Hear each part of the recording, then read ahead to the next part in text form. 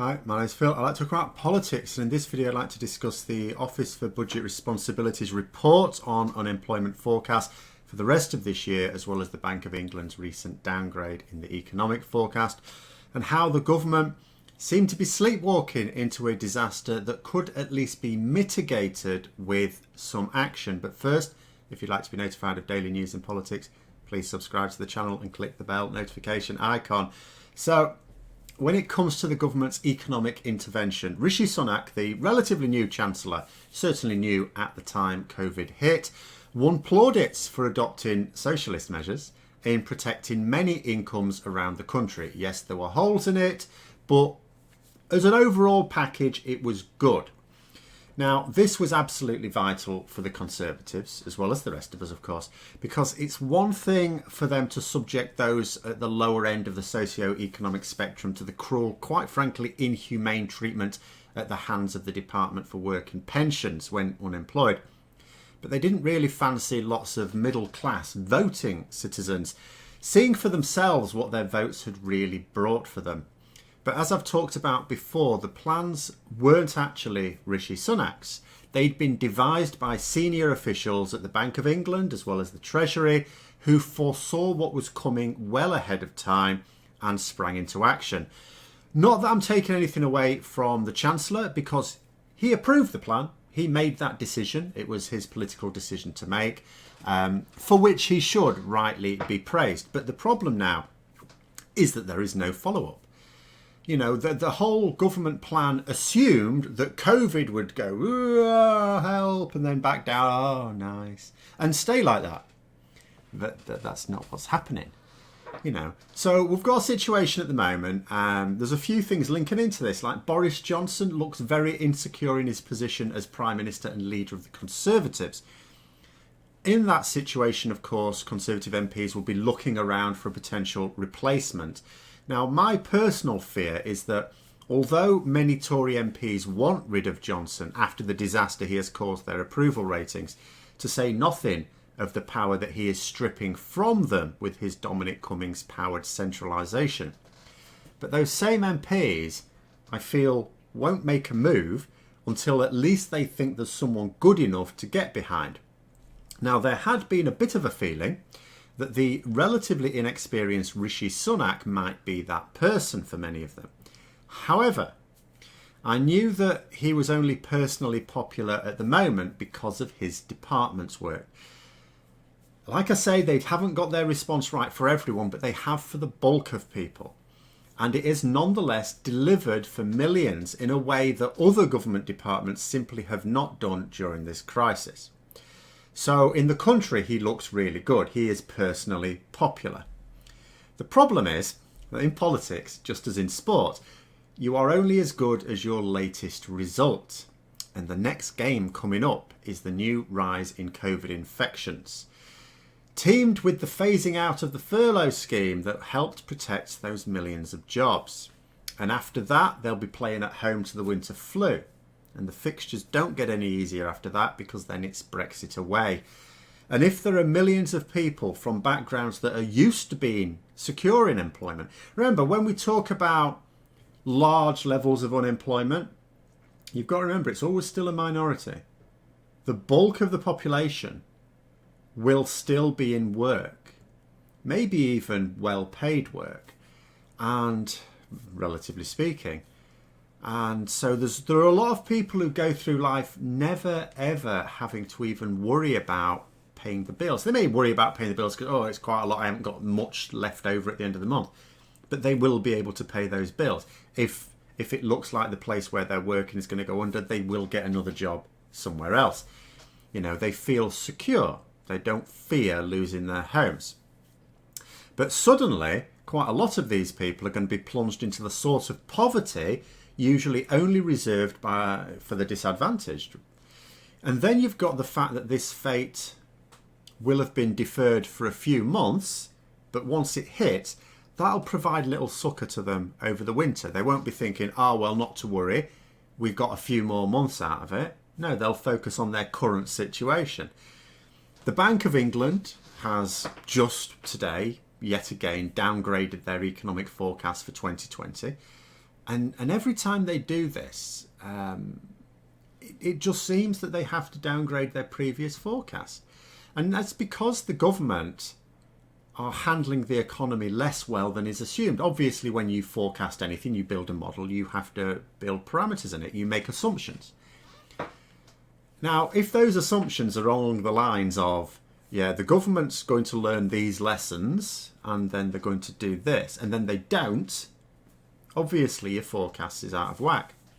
The forecast now is that GDP will not come back to pre-pandemic levels until the end of 2021. And bear in mind that we've just had a run of downgrades to the forecast. I mean, who's really going to bet on the forecast remaining valid next time around? I mean, the economists at the Bank of England, like I say, they'll be basing those models on the fact that the government are learning lessons, but also very importantly, the fact that the government will ultimately, no matter what they're saying, they will ultimately not allow the worst form of no-deal Brexit to hit at the end of 2020. Now, I don't know if they're making that assumption, but an awful lot of people, economists in the City of London seem to be making that assumption. So I've no reason to believe the Bank of England are doing something completely different. And if that is the assumption they're making, then there is a worry that their forecasts are going to be somewhat worthless based on what might be an unlikely assumption. Then, the forecast for the Office for Budget Responsibility says that unemployment this winter will hit 1980s-like levels, with about 1 in 8 people unemployed. And again, note that, 1 in 8, and that's a huge number, but note that's still a minority. There's still an awful lot of people who will be in secure employment. But the key thing is there'll be an awful lot of people, millions of people, who will have been looking ahead at a life of secure employment who will not be employed. And more than that, will not be able to find themselves another job either. And I have to remind people that although COVID is a driving factor behind this, the biggest factor behind this, let's make no bones about that, our government's attitude towards Brexit means that it will take much longer to recover than it would have done for a different country in the same situation with the same calibre of madmen at the helm. We are losing a lot of current jobs. I mean, that's certain. Those jobs are being lost. So where are the new jobs going to come from when we're about to shed trade deals and trade agreements with almost the whole world overnight? And so if Rishi Sunak's positive approval rating in the country has been driven by the fact that millions were able to keep their jobs, albeit on lower incomes, when their companies couldn't use them, then what's going to happen to those approval ratings as more and more people, which has already started, as more and more people get their P45s, as it costs employers more and more to pay those workers that they're not getting much productivity out of, if at all. And they will be told by their employer that the reason they're getting those P45s is because Sunak has pulled the plug on the support that previously existed. And when you see examples around you of government waste, the ridiculous offer to pay for half-price restaurant meals. Remember, who does that benefit? Does that benefit the people losing their jobs? No, you can't afford to eat out. That benefits those who are financially secure enough to be able to eat out. We've got billions wasted on PPE that doesn't work for contracts from companies that had no experience of medical equipment but are close to government ministers.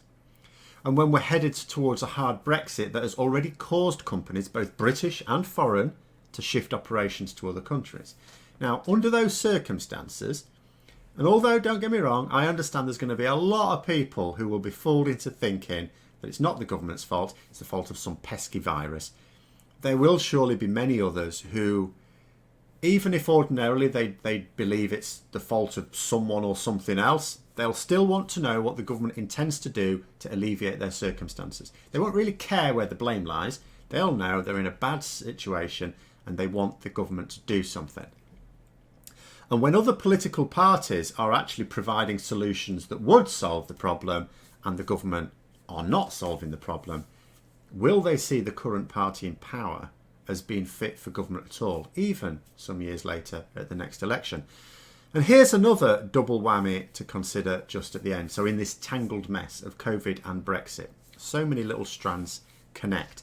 So we're headed for the worst employment conditions in some time. Now, I am middle-aged, I am 44. And yet this will be a far tougher employment market than I have experienced in my whole working life. I have to go back to my pre-teens to remember anything as bad as the experts say is coming. So our society is about to comprise millions more seeing what life is like without any money and without any job prospects, because there's a world of difference between having to manage on benefits when you just really don't see the end in sight and when you think it's just short term and you will get yourself a job any day now. You know, these are people who would previously and never even have had to contemplate such circumstances, even for the shortest time. And then if the government don't agree anything with the EU to at least maintain effective trade in food, you're going to find those same people facing benefits lifestyle that they've previously only seen demonised on the telly, with rising food costs as well. At which point, I think Rishi Sunak will find himself with the sort of approval ratings blighting his cabinet colleagues, not undeservedly.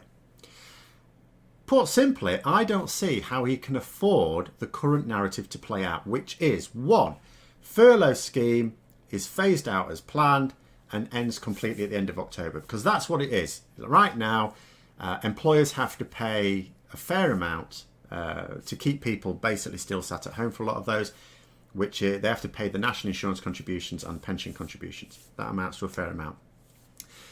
Next month, September, they have to do that plus 10% of those furloughed wages. In October, same thing again, but this time 20% of the furloughed wages. And at the end of October, gone completely. October the 31st, it ends. What else is happening on October the 31st? Well, it's not only the anniversary of the last no Brexit day, but also it is the date when the government, if they haven't agreed anything with the EU, are going to have to go public and say that we will not be getting an agreement of any kind with the EU, not even the so-called bare bones, nothing other than what we already have in the withdrawal agreement. Now, remember that agreeing anything after that date means that it can't really be ratified, because from our point of view, Boris Johnson could get anything through Parliament, you would think, at the moment. However, in the EU, a little bit different, because, you know, they're democratic. There's the EU Parliament that would have to approve any agreement, and individual member states which would have to agree any agreement. And there isn't time to do that if it's not sorted out in October. So if the Chancellor, and indeed the wider government, allow those two events to remain on course, if on the 31st of October they are announcing there's not going to be any agreement whatsoever with the EU, never mind whose fault it is, if they have to announce that, at the same time persist with the fact that that will be the last day of the furlough scheme in any form, then it's hard to see what they'd be able to do after that point to avert complete disaster.